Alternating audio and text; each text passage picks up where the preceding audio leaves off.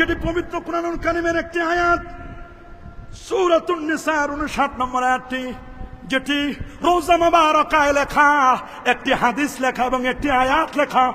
সে আয়াতটি এখনো আছে রে বাজান, খুব ভালো করে শুনবেন। এখানে বিজ্ঞজনেরা বসে আছেন, আমার বক্তব্যটি ভালো করে খেয়াল করে শুনবেন। নবীজি রওজা মুবারকের উপর লেখা, ওয়ালাউ আন্নাহুম ইয যালামু আনফুসাহুম জাউকা ফাস্তাগফিরুল্লাহ ওয়াস্তাগফারা লাহুমুর রাসূল লাওয়াজাদুল্লাহা তাওয়াবার রহিম। আল্লাহু আকবার। আমাদের অত্যন্ত মহাব্বতের ভাই মাওলানা উসমান গনি সালহি সাহেব এখানে ছোট্ট একটি আয়াতে কারিমা তেলাওয়াত করেছেন। এই ক্ষুদ্র আয়াতটুকুর মধ্যে তেলাওয়াত করতে যেয়ে উনি অন্তত 6টি ভুল করেছেন। আমার ক্ষুদ্র জ্ঞান বলছে যে এখানে তিনি 6টি ভুল করেছেন। আর এটা যদি আমার উস্তাজরা শুনেন তাহলে তাদের দৃষ্টিতে ভুলের সংখ্যা আরও বাড়তে পারে। তো আজকে যারা নবীর আশেক বলে দাবি করেন, আশেক রাসূল, তারা নাকি বাংলাদেশে বসে বসেও নবীর ওই মুসাল্লার গ্রান, নবীর গ্রান তারা এখান থেকে প্রাণ, নবীর গ্রান এখান থেকে তারা পেয়ে থাকেন। এত বড় আশেক রাসূল, অথচ নবীর উপর যে কিতাবটা নাজিল হলো ওই কিতাবটাও তারা শুদ্ধ করে পড়ার ফুরসত পেল না। আসুন দেখে আমরা উসমান গনি সালহি সাহেব এই ক্ষুদ্র আয়াতটুকুর মধ্যে কি ভুল করেছেন। আমার মাদ্রাসার মক্তবের ছাত্ররাও যদি এই আয়াতটি ওনার মুখ থেকে শোনে তাহলে তারাও হাসবে, তাদের কাছেও হাসি পাবে। আর ওই দরবারের এত বড় মস্ত বড় একজন আল্লামার যদি কোরআন তিলাওয়াতের এই অবস্থা হয়, এই দশা হয়, তাহলে বাকিদের দশা কি হবে? এজন্যই আমাদের হাকিমুল উম্মত মুজাদ্দিদু মিল্লাত থানবী রাহিমাহুল্লাহ, আশরাফ আলী থানবী রাহিমাহুল্লাহ, তার কাছে যখন কেউ যেত বায়াত হওয়ার জন্য, প্রথমেই তিনি তার কোরআন তেলাওয়াতের খবর নিতেন। তেলাওয়াত সহি না থাকলে তেলাওয়াত শুদ্ধ করাতেন। তো উসমান গনি সালিহি সাহেব এখানে আয়াতটি তেলাওয়াত করেছেন। প্রথমে তিনি তেলাওয়াত করেছেন ওয়ালাউ আন্নাহুম ইয যালামু আনফুসাহুম, ইয যালামু, তার মানে তিনি আরবি যে হরফ আছে য, ওই য হরফের মধ্যে তিনি কলকলা করে ফেলেছেন। অথচ কলকলা হবে ততে, কলকলা হরফ 5টি, এটি মক্তবের ছেলেরাও জানে। ওই 5টি হরফের ভিতরে য নাই, কফ ত বা জিম দাল, এই 5 হরফের ভিতরে য তো নাই। তাহলে য এর মধ্যে আপনি কলকলা করে ফেললেন। এটা কোনো সামান্য ভুল না, সিফাতে লাজিমাগত ভুল। এই 5 হরফ ছাড়া অন্য হরফে কলকলা হবে না, এই ভুলটা তিনি করেছেন। দ্বিতীয়ত তিনি এখানে আরেকটি ভুল করেছেন এই হরফটার ভিতরেই, য হরফের ভিতরে।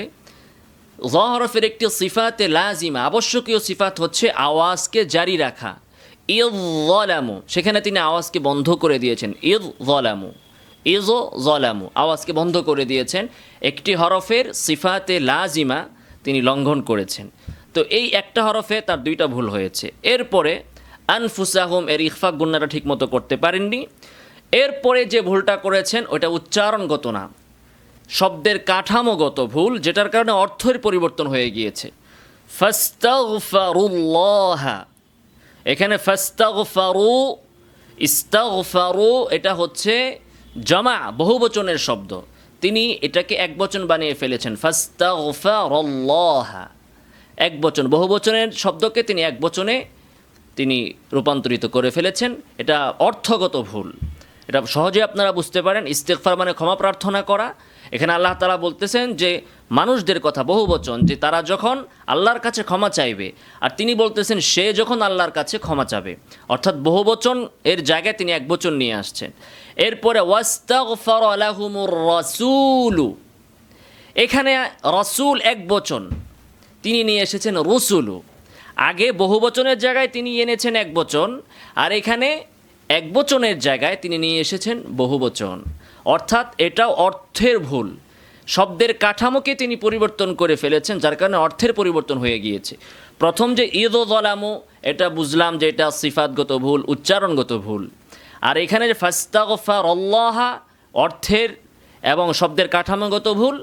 আর রসুলকে রসুলু বলেছেন, এটাও শব্দের এবং অর্থের বল, শব্দের কাঠামোগত বল। এখানে আল্লাহ তাআলা বলতেছেন ওয়াস্তাগফার লাহুমুর রাসূলু, যে যখন মানুষ ক্ষমা চাবে আল্লাহর কাছে গুনাহ করার পর, এবং রাসূল সাল্লাল্লাহু আলাইহি ওয়াসাল্লামও তাদের জন্য ক্ষমা প্রার্থনা করবে। এক বচন, রাসূলুল্লাহ সাল্লাল্লাহু আলাইহি ওয়াসাল্লাম তাদের জন্য ক্ষমা প্রার্থনা করবেন।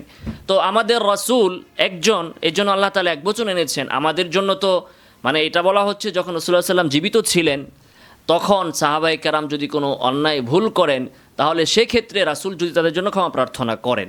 আর আমাদের জন্য ক্ষমা প্রার্থনা কিয়ামতের দিন রাসূল আমাদের জন্য সুপারিশ করবেন, সেই দিক থেকেও হতে পারে।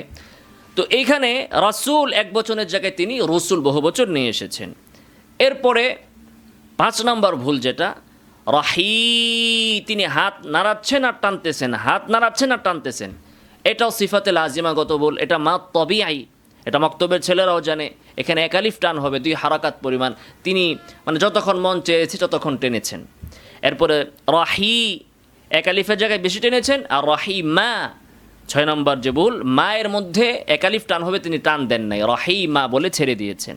যেখানে টান কম সেখানে টান বেশি দেন, যেখানে টান আছে সেখানে তিনি টান দেন নাই।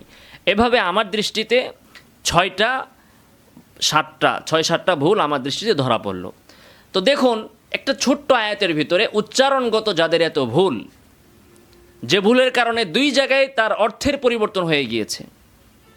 এরা কোরআন কি রিসার্চ করে, হাদিস কি রিসার্চ করে, এরা ইজতিহাদের বুঝে কি, ইস্তেমবাতের বুঝে কি, কিয়াসের বুঝে কি, এরা মিলাদ কি বুঝে, মিলাদুন নবী কি বুঝে, ফতোয়ার কি বুঝে। এরা না ফতোয়ার উসুল জানে, না উসুলুত তাকফির জানে, না বেদাতের সংজ্ঞা জানে, না বেদাতের কোনো প্রকার বা প্রয়োগ সম্পর্কে জানে। যে একটা আয়াতের ভিতরে অর্থগত 2টা ভুল করে বসে, বোঝা গেল উনি অর্থ বুঝেন না, মুখস্থ পড়েন, বাংলা ডিকশনারি দেখে বা বাংলা নোট দেখে, বাংলা অনুবাদ দেখে আয়াত লিখে নিয়ে আসছেন। তাও আবার এটা কোন মাহফিল? ঈদে মিলাদুন নবী, সব ঈদের সেরা ঈদের মাহফিল। এটা আবার হয়েছে কোথায়? বাংলাদেশের জাতীয় মসজিদ বাইতুল মুকাররমে, তেন জায়গায় না, সব মিডিয়া টিডিয়া নিয়ে বসছে। এরপরে আবার বহুত নোট টোট নিয়ে বসছে যে ওখানে বসে আব্দুল মালিক সাহেবকে খণ্ডন করবেন, ঈদে মিলাদুন নবীকে প্রমাণ করবেন। তো এই হচ্ছে এত প্রস্তুতি নিয়ে যাওয়ার পর একটা আয়াতে কারিমার ভিতরে এই পরিমাণ ভুল।